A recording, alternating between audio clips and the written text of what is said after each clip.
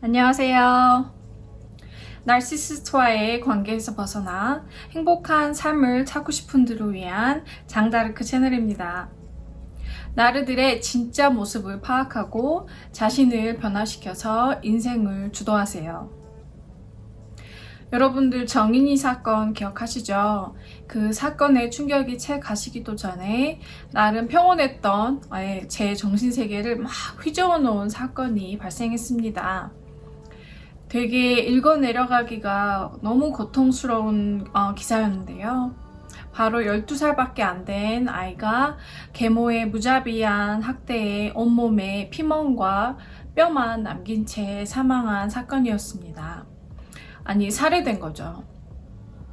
친부가 양육권을 가지고 간 상태였고 친모가 아들을 만나려고 찾아갈 때마다 계모에게 매몰차게 거절당해서 어쩔 수 없이 주변에서 몰래 지켜보곤 했다고 해요.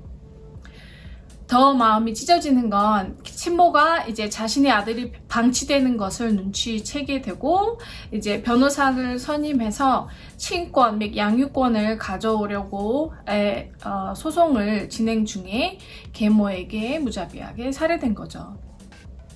이 와중에 친모는 엄마가 다 잘못한 거니 엄마를 용서하지 말라고 자책을 합니다. 죄송해요.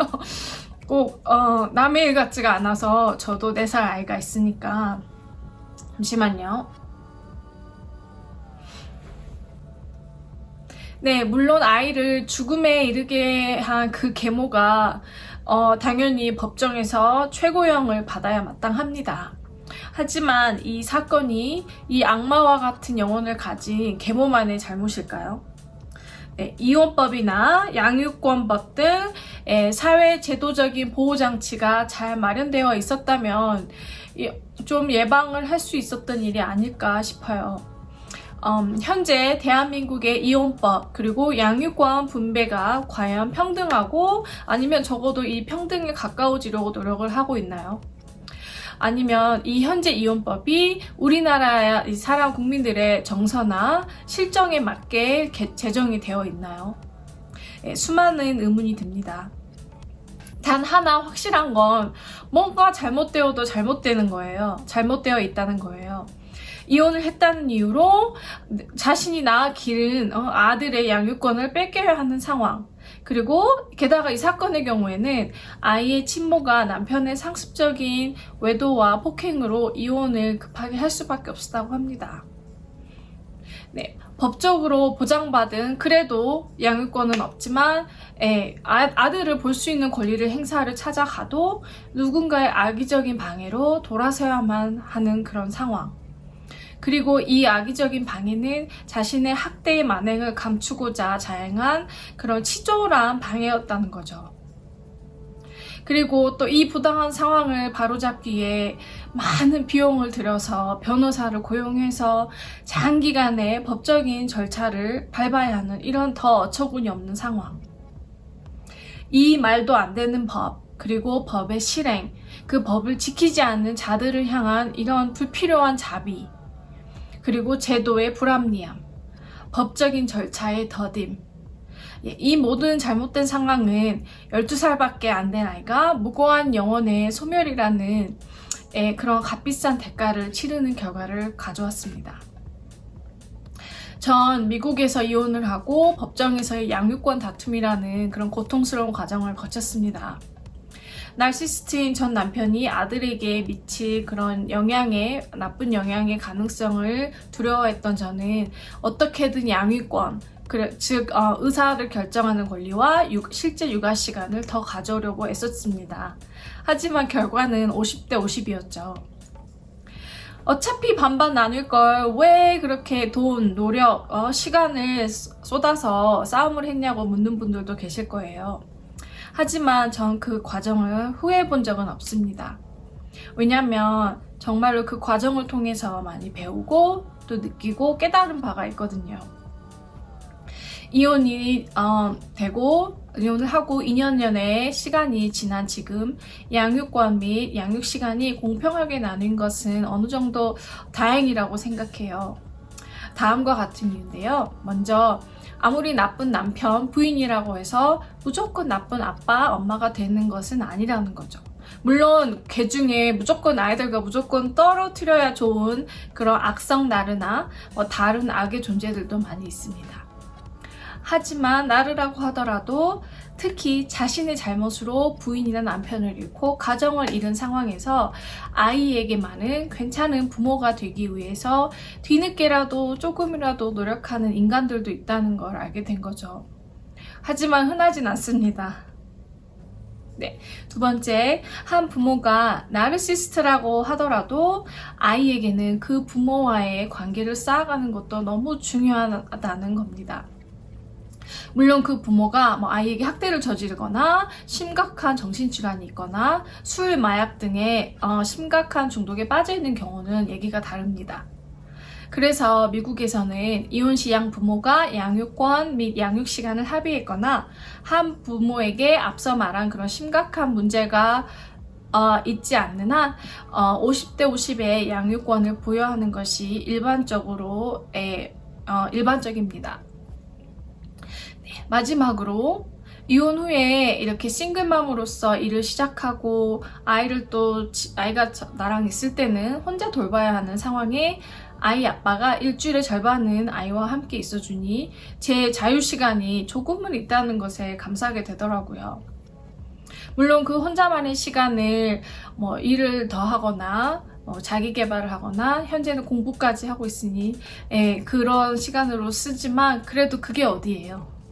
네, 그럴 시간이 있다는 게, 그리고 가끔 그 시간을 이용해서 여가 활동도 하고 테니스도 치고 친구랑 수다도 떨 수 있으니까 되게 감사합니다. 네. 그렇다면 현재 한국에서 이혼할 때 양육권 분배가 어떻게 이루어지고 있는지 살펴볼게요. 첫 번째, 일단 미국에서처럼 한국의 양육권 분배는 최선의 이익 원칙에 근거합니다. 양육권 분쟁 시에 아이의 최선의 이익, 영어로는 best interest of the child, 이게 우선시 되는 걸로 이걸 먼저 고려하도록 되어 있습니다. 하지만 과연 현재 한국에서 이혼 법정은 정말 아이의 최선의 이익을 고려하고 있을까요? 두 번째, 양육권 분쟁이 있는 경우에는 법원이 판단해서 양육권을 할당합니다. 법원은 양육 능력, 그 다음에 아이와의 관계, 부모의 거주 지역 등을 고려하는데요. 과연 한국의 이혼 법원은 위의 모든 상황을 철저히 그리고 균등히 고려해서 신중히 양육권을 할당하고 있을까요? 세 번째, 여기가 중요합니다. 한국에서는 주로 양육권을 한 부모에게 부여하는 경우가 많습니다. 저는 이게 되게 문제점이라고 생각하는데요. 왜 아이는 갑자기 두 부모 중에 아무 잘못도 없이 그 한 명과만 같이 살 수 있는 건가요? 왜 다른 부모와는 전과 같은 관계를 유지하지 못하고 심지어 거의 남보다 못한 관계를 유지하면서 가끔만 만나면서 지내야 하냐는 말이죠. 그리고 양육권을 가지지 못한 부모는 아이와의 생이별을 감내해야 합니다. 더 큰 문제는 아직까지도 한쪽 부모의 경제 상황이 더 좋은 것을 양육에 적합한 상황이라고 고려해서 양육권을 부여하는 경향이 있다는 겁니다.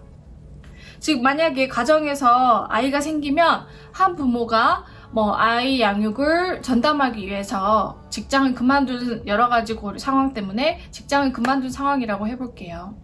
만약 이 부부가 이혼을 하게 되면 그 부모는, 아까 그 직장을 그만둔 부모는 가정을 위해 자신의 경력을 포기한 희생에도 불구하고 경제력이 없다는 이유로 양육권을 빼앗길 확률이 되게 크다는 얘기예요. 이혼을 하면서 직장을 찾는다 하더라도 경력이 몇 년 동안 끊겼었기 때문에 제대로 된 직장을 단기간에 찾기는 쉽지 않습니다. 게다가 그 아이는 그 부모와 그 당사자 부모와 이혼 전에 훨씬 많은 시간을 보냈을 텐데도 이혼과 동시에 그 부모와 생리별을 해야 되는 불안정한 상황에 처하게 됩니다. 이 예시에서 도대체 어디가 아이의 최선의 이익을 고려한다는 걸까요? 아이에게 분리불안 장애, separation anxiety disorder를 진짜 주지 않은 것만이라면 그나마 다행입니다. 만약에 이번에 그 숨진 12살 아이가 그 아이의 부모가 공동 양육권을 가지고 있었더라면 50대 50으로 아이를 균등하게 돌봤더라면 저렇게 죽어가지는 않았을 겁니다. 네, 최근에는 양육권을 부모 간의 공동 양육으로 분배하는 경우가 증가하고 있긴 하다고 해요. 즉 아이의 이익과 안정된 그 마음을 위해서 최선의 방안을 모색하는 동향을 보인다고 합니다.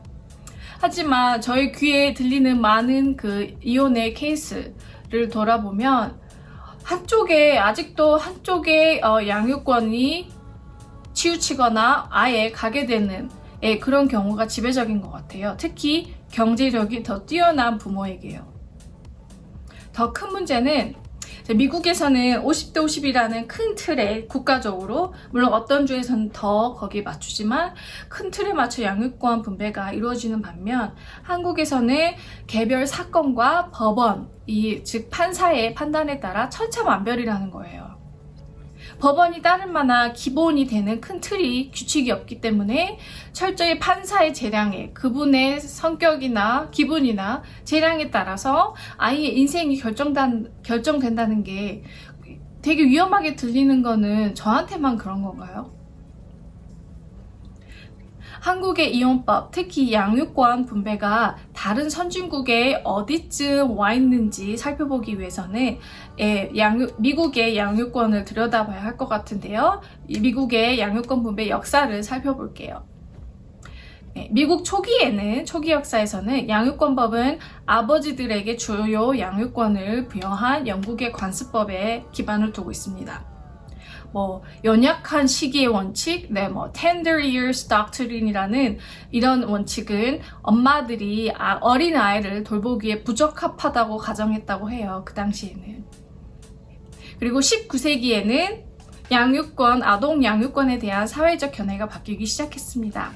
양육권 결정의 지침 요인으로 자녀의 최선의 이익이 드디어 그 원칙이 등장했습니다. 법원은 양육권을 결정할 때 아이의 나이, 건강, 도덕적 복지, 그런 요소들을 고려하기 시작했습니다. 20세기 초에 모성 선호 교리가 유명해졌습니다. 이 교리는 자녀들, 특히 어릴수록 어린아이들의 양육권을 엄마에게 부여하는 것을 선호했죠.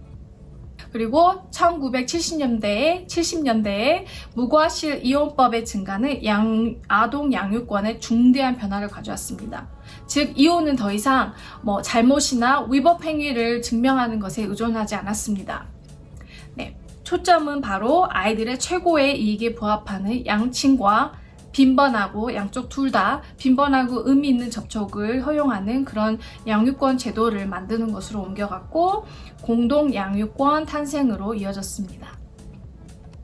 이는 몇 가지 문화적 발전에 의해서 도움을 받았는데요.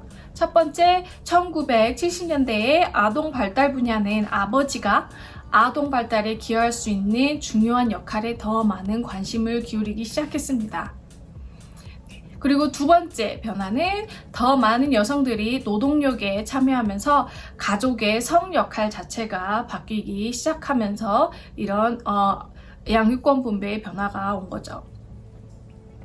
20세기 후반과 21세기에 걸쳐서 양육권법은 계속해서 발전했는데요.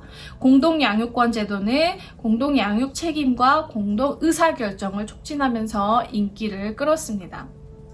이는 부모 양측이 양육권 권한도 가지고 책임을 공동으로 가지며 실제로 양육을 하는 시간을 공정하게 분배하는 것을 말합니다. 이 공동 양육권은 부모 간의 협력을 강조하므로 이혼을 겪는 이런 자녀들의 혼란을 최소화할 수 있습니다. 현재 미국의 양육권법은 양육권 결정에 있어서 가장 중요한 고려사항으로 아이들의 최선의 이익을 우선시하고 있습니다. 말뿐이 아니라 실제로 우선시하는 거죠. 자녀의 신체적, 정서적 안녕, 부모의 돌보는 능력, 자녀와 각 부모의 관계 등을 고려하고 아이의 학교 친구들과의 관계, 그뿐만 아니라 거주지 등도 고려해서 결정을 한다고 해요. 일부 주에서는 아예 공동 양육권을 가장 이상적인 양육권 분배로 가정을 해놓고 특별한 이상이 없는 이상 그렇게 양육권을 부여합니다. 그래서 부모들이 공동 책임을 지고 공평하게 양육을 하도록 장려를 하는 거죠. 물론 제가 있는 콜로라도주도 마찬가지고요. 대신 주의할 점은 항상 그렇다는 건 아니고 주마다 다를 수 있고 구체적인 조건 있죠. 자세한 상황은 법원의 재량에 따라서 결정될 수 있다는 점입니다. 굳이 비교하자면 현재 한국의 양육권 제도는 미국의 한 1970년대 이전 어디쯤에 있는 듯해요. 한국에서도 양육권법의 개혁이 절실하게 보입니다. 네, 얼마나 많은 무고하고 순수한 영혼들이 이렇게 피해를 입고 쓰러지고 나서야 양육권 분배에 대한 법 개정이나 개혁이 이루어질까요? 바라건대 어린아이가 흡사 이 악마와 같은 어른들에게 학대, 살해당하는 일은 이번이 어떤 이유에서든 이번이 마지막이길 바랍니다. 제 영상이 도움이 되셨다면 좋아요 눌러주시고 더 많은 정보를 계속 업로드 할 테니까요. subscribe도 해주시고 제가 항상 하는 말 있죠. 영상 마지막에 제 궁극적인 목표는 여러분들이 더 이상 나르시시스트에게 빠지지 않고 행복해지셨으면 좋겠어요. 자, 그래서 내일도 좀 더 행복하세요. 감사합니다.